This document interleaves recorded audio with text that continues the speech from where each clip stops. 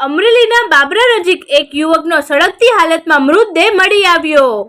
નમસ્કાર, ગુજરાત 24 ન્યૂઝમાં આપનું સ્વાગત છે। જોઈએ આજના મહત્વના સમાચાર। બાબરાના ધરાઈના કૃષ્ણનગર વિસ્તારમાં રાત્રિના બાબરા પોલીસ પેટ્રોલિંગમાં હતી ત્યારે એક શંકાસ્પદ કારમાં 3 શખ્સો બેઠા હતા ને નજીકમાં કંઈક સળગતું હોવાનું જણાતા પોલીસ તપાસ કરી તો કોઈ અજાણ્યા ઈસમનો મૃતદેહ સળગાવવામાં આવ્યો હોવાનું જણાતા પોલીસે તાત્કાલિક મૃતદેહને ઠારવામાં આવ્યો હતો ને પોલીસે શંકાસ્પદ 3 શખ્સોની પૂછપરછ કરતા એક હત્યાની ઘટનાને છુપાવવાના કૃત્યનો પર્દાફાશ થયો હતો,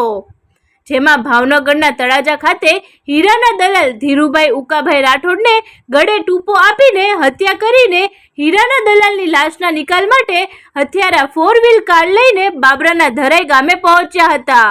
અને મૃતક આધેડની લાશને ડીઝલ નાખીને સળગાવવા જતા પોલીસ ઘટના સ્થળે પહોંચીને સમગ્ર ઘટનાનો ભાંડાફોડ કર્યો હતો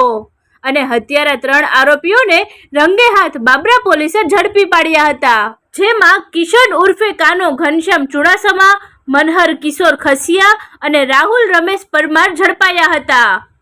આ 3 હત્યારા ભાવનગરના સ્થાનિકો હોવાનું જાણવા મળી રહ્યું છે ને હીરા વેચવા તળાજા જવાનું કહી હીરા દલાલની હત્યા કરીને 5 લાખના હીરા અને 70,000ની રોકડ લઈ લીધી હોવાનું જાણવા મળી રહ્યું છે। ત્યારે અમરેલી ડીવાયએસપી ચિરાગ દેસાઈએ હત્યા અને હત્યાની ઘટનાને છુપાવવા કરેલા કારસ્તાનનો પર્દાફાશ કરીને સમગ્ર વિગતો જણાવી હતી ને ભાવનગર જિલ્લામાં હત્યા થઈ હોવાથી ભાવનગર પોલીસ બાબરા પહોંચીને આરોપીઓનો કબજો લેવાની તજવીજ હાથ ધરી હોવાની વિગતો મળી રહી છે। ફરી મળીશું નવા સમાચાર સાથે, ત્યાં સુધી જોતા રહો ગુજરાત 24 ન્યૂઝ। 3 વાગ્યાના અરસામાં બાબરા પોલીસ પેટ્રોલિંગમાંથી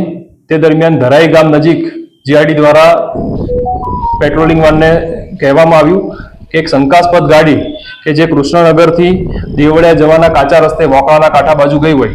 આથી પેટ્રોલિંગ વાન પોલીસ દ્વારા અંદર મોકળાના કાંઠે રસ્તામાં જઈ તપાસ કરતા એક